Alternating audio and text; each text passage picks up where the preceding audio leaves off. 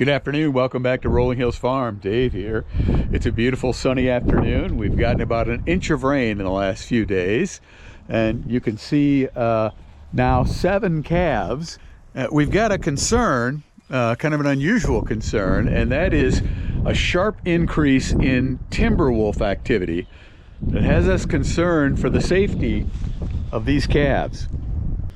So one of our neighbors had a confrontation with a wolf while out walking his dog the other day. The wolf had been hanging around his house for who knows what reason, and ended up coming after his dog.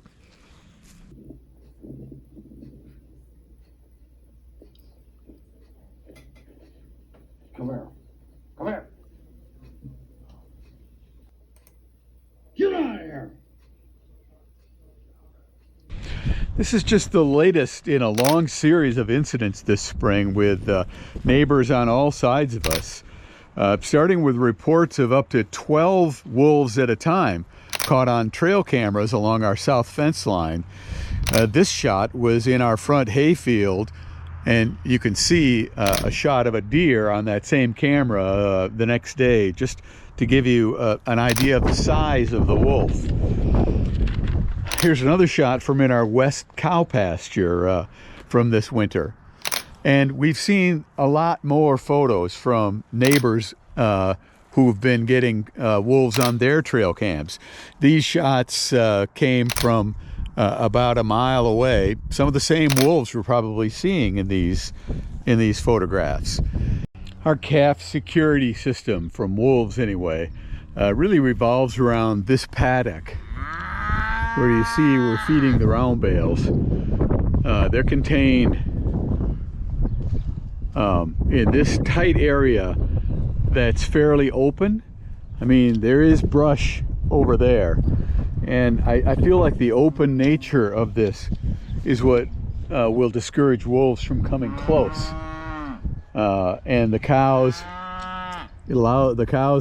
stay up here with good visibility, so they could see a wolf coming, and they'll get into a defensive posture if they see wolves, coyotes, or even dogs. We built the calving barn you see right there in the early 90s, and we lost a calf that year to a timber wolf in late May or early June, and that prompted us to invest in this Morton building, which has been a good calving barn for us. We've established a perimeter, and this is a pasture section of a little over 5 acres that's open to the west. And west of there, you can see the tree line is the big forest where we're getting all the photographs of the wolves.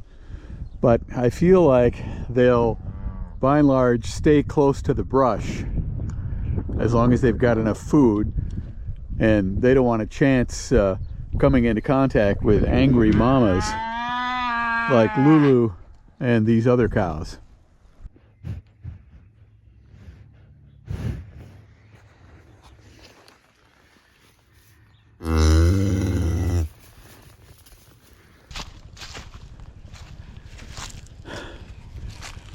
The problem, of course, is much more complicated in our remote pastures like this one, where the cows are really out in heavy brush. As they move from grazing area to grazing area, there's plenty of spots for a wolf to hide. It was just across this fence line in a pasture over there a few years ago, in the middle of the summer actually, that wolves took a full-size steer and killed him. Ate him in just a couple of days. So we don't want that to happen to us. There is a federal program for compensation for farmers who lose livestock to timber wolves, and it works if you're able to prove that it was a timber wolf that got the animal. In the case of that steer, we were able to photograph tracks in the mud right away, and the federal trapper came out and ended up trapping wolves out of this area. But you know, if it's a calf, there's probably not going to be any evidence. Wolves could carry off a calf very easily, and you would never find anything, and you'd never know that, never be able to prove that you had a wolf kill. It'd just be a missing calf, and that can get very expensive very quickly. If you look right up there, you can see the farm up on that ridge line. So all this low-lying brush area and the trails back over here make up about 50 acres of our grazing land for the cows, and they'll be getting turned out into this area in June, probably by the second week in June. And this is also on this trail where we're getting all the wolf sign, the photographs, the tracks. This seems to be a major corridor here, within 400 yards of the farm. The wolves are out here constantly, and that's what's got us concerned.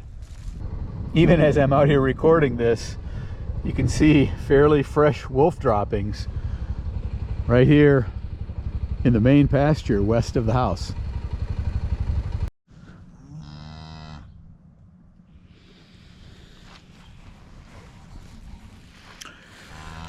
Wolves are kind of a hot political topic in this area. There's been a federal ruling that has banned any kind of wolf hunting in the Great Lakes area. They're allowed to hunt and control the population in western states. And, well, the government struggles with it. As a farmer, I guess where I come down is I'd like to see some kind of population control for wolves, just because we're seeing so many, and I just don't want it to become an issue for us with our cows. I think wolves belong here on the landscape, but maybe not so close to homes. Just my opinion, and seems like these days everybody has an opinion about wolves, and there's really nothing we, the farmers, can do about it.